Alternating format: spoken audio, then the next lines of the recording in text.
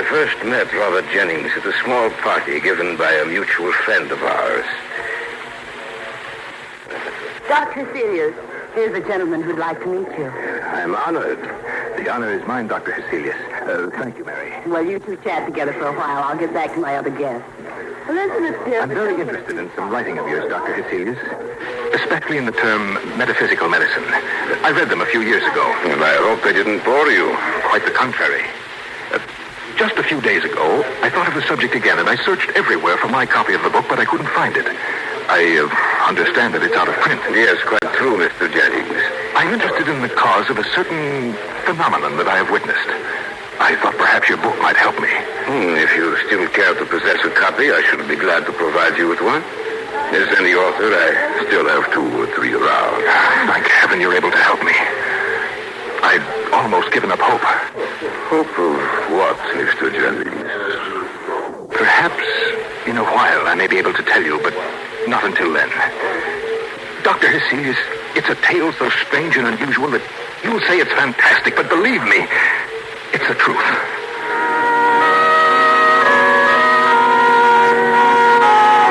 Party ended about 11. Everyone left except Mr. Jennings, our hostess Mary Crandall, and myself. I don't know what it was that made me stay later than I had intended. Perhaps it was the way that Mr. Jennings acted. At any rate, I had gone into the library to see if perhaps Mary might have a copy of my book. I heard a strange sound that I couldn't place. I turned around and caught a glimpse of 2 burning red lights that stood about 2 feet off the ground. They moved with a strange hopping movement and then suddenly disappeared out in the hallway. Mary, is that you? Stay away from me. Don't run from me, Mary. Don't come any closer to me. Your throat is so lovely. Take your hands away from my throat. No, Mary.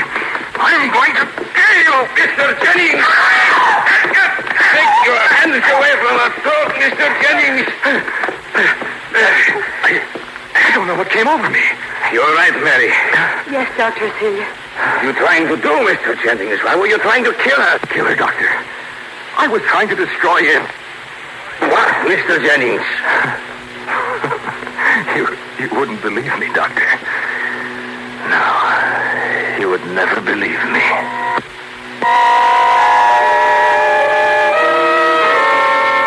Mary and I watched him as he left the house. He slipped his card into my hand just before leaving me, and mechanically I put it into my pocket. I was convinced that Robert Jennings was suffering from some strange malady. Your Mr. Jennings is a dangerous man, Mary. Well, actually, he's a very good man. He tried to kill you this evening. You call that being good? No. The look on his face, it wasn't him. It seemed to be someone else. Mr. Jennings is not married, is he? No. He's been writing, that is, he was. But for 2 or 3 years, perhaps he has not gone on with his work. The book was upon some rather unusual subject, perhaps.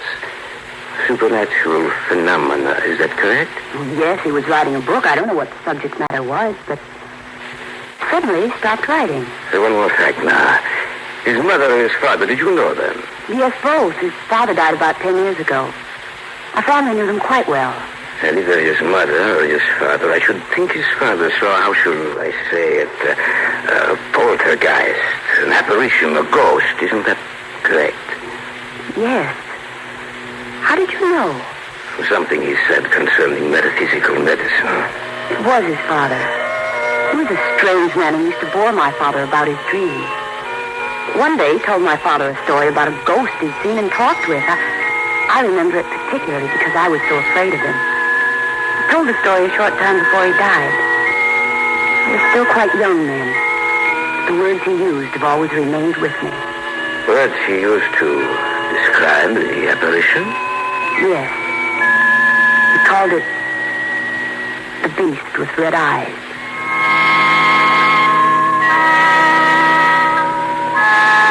The following day, I went to call on Mr. Jennings, carrying with me the little book he had asked for. Yes? What can I do for you? I should like to see Mr. Jennings. I'm sorry, sir. He's engaged with another gentleman just now. I see. Will you tell him that Dr. Hesselius called? Oh, just a moment, sir. Mr. Jennings left word that if you called, you should be shown in. He wants very much to see you. If you just come with me. Thank you. If you just wait here in his study, sir, I let him know you're here.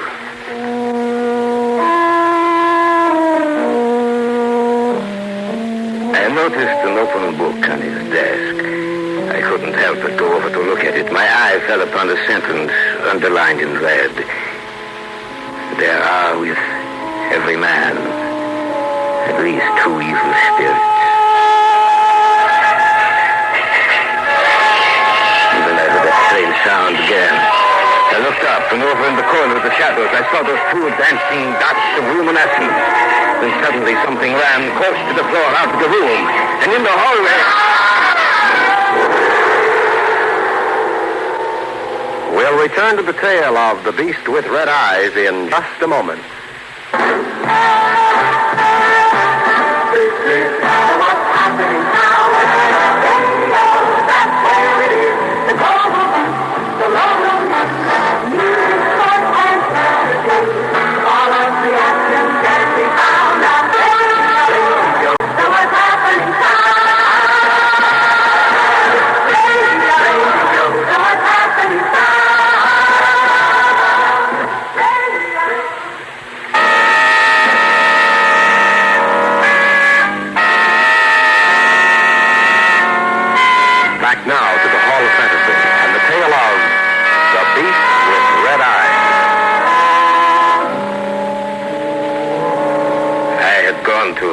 Jennings' house. The servant had shown me into the study. For a moment, I'd imagined I'd seen something over in the corner of the room. And then it had run along the floor and out into the hallway. It was then that Jennings screamed. Mr. Jennings, what is the matter? What happened, sir? I saw it. I saw it again. What did you see, Mr. Jennings? You may go now, Stanley. Yes, sir. Come, Dr. Hesselius. We'll go back to the study. I asked you what it was you saw, Mr. Jennings. Don't worry, Dr. Hesselius. I'll tell you before very long. I brought my book. It's there on your desk. Thank you, Doctor. By any chance, did you read part of the book I left open on the desk? I happened to glance at it, yes.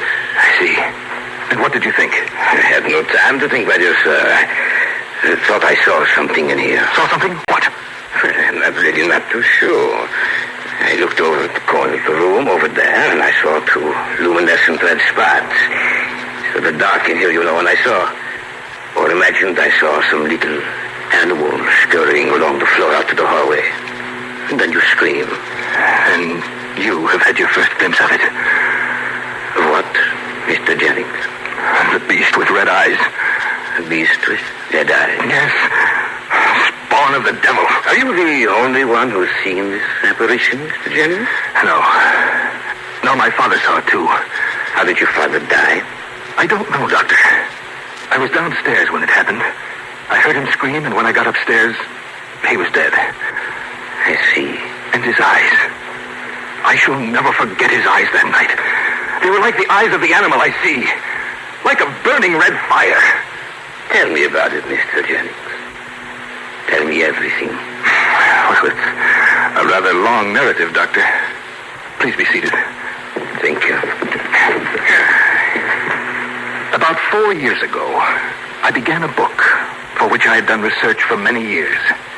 It was upon the supernatural phenomena inculcated into the beliefs of the ancients. Yes, wide and very interesting field. Yes, but not good for the mind. I wrote a great deal, seeming always to write better late at night. I was always thinking about the subject. I used to sit up very late, and it became a habit with me to sip my tea, green tea, every now and then as the work progressed. One day I met a man who had some rare old books, German editions in medieval Latin. I asked him if I might be allowed to read them. I certainly, Herr Jennings. You can have the full use of life. But be careful of them, for there is the touch of death about them.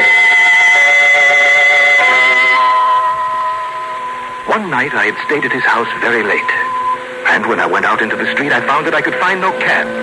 So I took the omnibus, which used to drive past this house. Save for the driver, I was the only passenger. It was quite late and quite dark. I leaned back in my seat, thinking about what I had read. The interior of the omnibus was very shadowy. At the end, next to the horses, I seemed to see two small circular reflections of a reddish light. They were about 2 inches apart. I didn't know what they were. In another minute, it became rather frightening, for those two luminous points with a sudden jerk descended near the floor. And then they rose to the level of the seat on which I was sitting. And suddenly, they disappeared. My curiosity was aroused, and I moved forward, keeping my eyes upon those two red lights which had now reappeared. The coachman, seeing that I was acting strangely, asked me, Anything wrong, sir? No, nothing at all. Get up! Get up, sir! I began now to perceive something black, and I soon saw the outline of a small monkey, pushing its face forward in mimicry to meet mine. The red lights were its eyes, and I saw its teeth grinning at me. I poked my cane at it. I swear that I'm telling you the truth. My cane went up to it and threw it. As I looked, it made a little skip back into a corner. I was afraid, terribly afraid. Are you sure there ain't nothing wrong, sir? Driver, I want to get off here. But this ain't where you... I don't care. I want to get off now.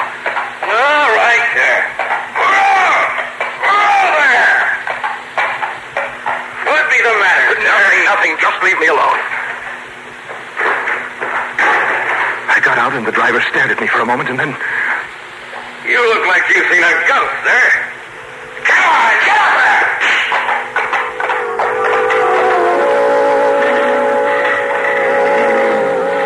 I started walking towards my house. It was only 300 or 400 feet away. There's an old brick wall that runs just beside the path I took. I noticed nothing for the first few seconds. But then, I heard a sound that was strange to the night. I looked at the top of the stone wall, but seeing nothing, I continued on my way. It was then I heard it talking to me. Turning around, I saw the creature on top of the wall. I started to walk faster. The beast scampered along on top of the wall just abreast of me. I stopped, and the monkey stopped also. And sat there on the wall, just stared at me, making no sound now. Walking again. And it sprang down and scampered along beside me. I could feel it when it touched my leg. I was terribly frightened. I began to run. I was afraid to look down at it. Just a short while I came to my house. I ran up the stairs, opened the door, went inside, and slammed it shut in back at me. Anything wrong, sir? You don't see a small black animal around, do you, Stanley? Certainly not, sir. Good. I must have lost him. There's been nothing around here, sir. I went into the study. This study. Sat in my favorite chair. For a few minutes I was alone. But when I finally lifted my glance, there in the corner of the room, I saw the beast with the red eyes. I was entirely visible. Not only its eyes, but all of it. As if it was surrounded by red embers. It advanced towards me. Grinning and shaking, its paws clenched. And at the same time there came the appearance of fire in the grate, and we never burn a fire in here. It came towards me, and its shattering built up into a scream, and I was sure that I was going mad. You are listening to the tale of The Beast with Red Eyes on this week's journey down the corridors of the Hall of Fantasy. We'll return to our story in just a moment.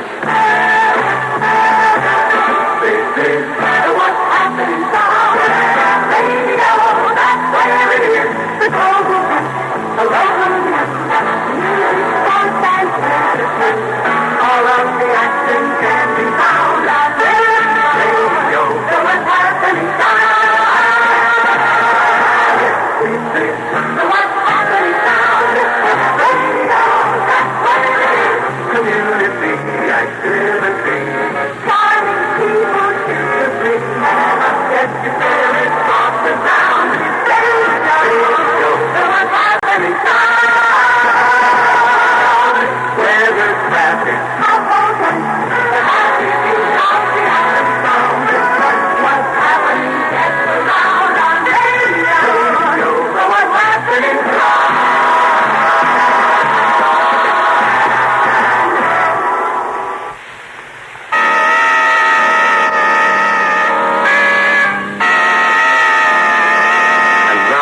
our story featuring Carl Grayson and Richard Thorne entitled The Beast with Red Eyes. The tale that Robert Jennings told me sounded fantastic. As he spoke, the dreadful sincerity of his words made me believe that he was telling the truth, telling me a tale so macabre and horrible that even I was frightened. Mr. Jennings, what happened then? I'm afraid I lost consciousness, Doctor. Stanley, my servant, found me lying on the floor in here. And the beast was gone? Yes, it was gone. But it returns. And each time its presence grows more fearsome in aspect. And each time it comes closer to me. The story you tell is fantastic. Fantastic it may be, but it's true just the same. That little beast has driven me almost insane. When does the creature appear? At any time it so desires, Dr. Celius. Generally when I'm alone. And there are also times when it disappears for a while. How long is it gone? Anywhere from 2 days to 2 weeks. Tell me, Mr. Jennings. Is it here, this room with us now? No, not in here. I saw it in the hallway before we came in here, however. Is it returned accompanied by any strange manifestation? No, nothing. It's simply with me again. I'm lifting my eyes from a book or turning my head, I see it. Watching me. Have you told anyone else about this? No one. That is just as well. Its power of action is increasing, especially when I try to rest. It torments me while I lay in my bed at night. It drives me to do things. Last night, when I tried to hurt Mary, it was the beast who drove me to that. I heard it screaming, and its scream said, "Kill her, kill her!" And had you not been there, I'm afraid I would. And my niece, I almost killed her, too. How? Well, we'd gone out for a walk. Our path happened to lie near a coal mine. At the verge of the wood, there's a perpendicular shaft. They say 150 feet deep. My niece and I came to the edge of the shaft. You look so strangely, Uncle Robert. It is nothing. You act as if you see something down there. What is it? Nothing, my dear. Nothing at all.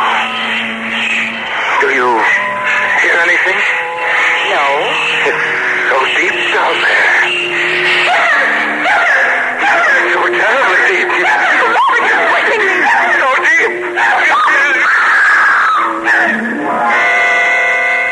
Her scream brought me back to reality.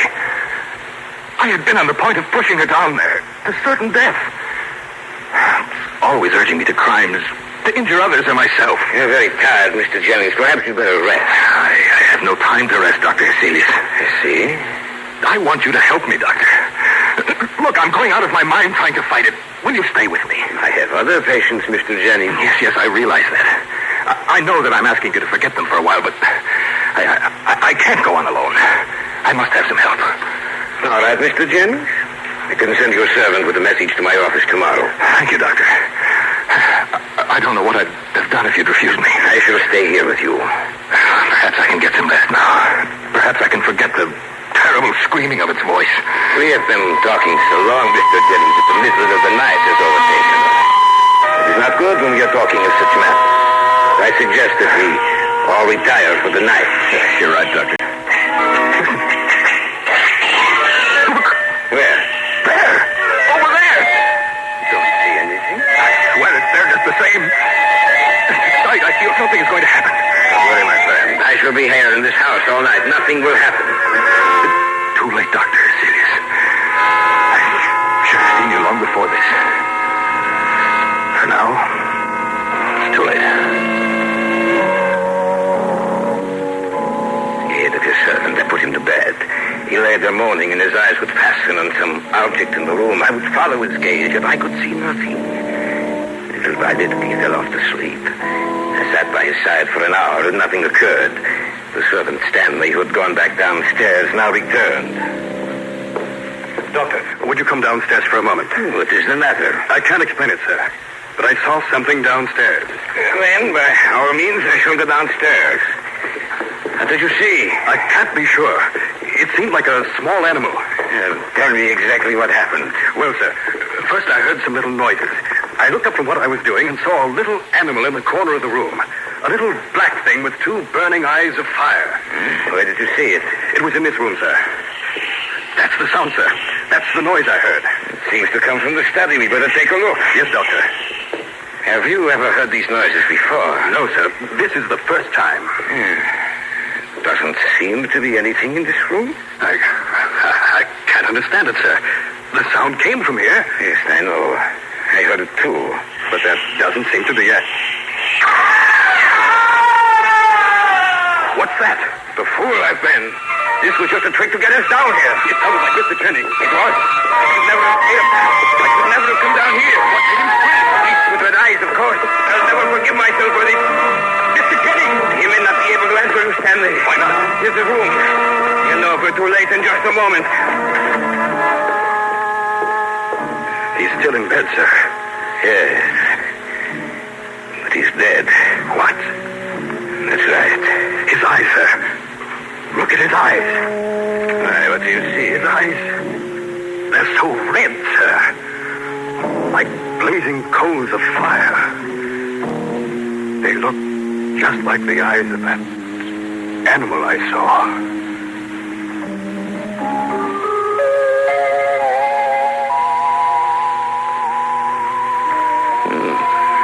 That is all I can tell you about it, sir. That is what happened. Jennings could have been insane. But I know that is not the case. This is why I told you about it. You see, since Jennings died, I too have seen the apparition become my constant companion. I'm afraid I shall be the next victim of the beast with red eyes.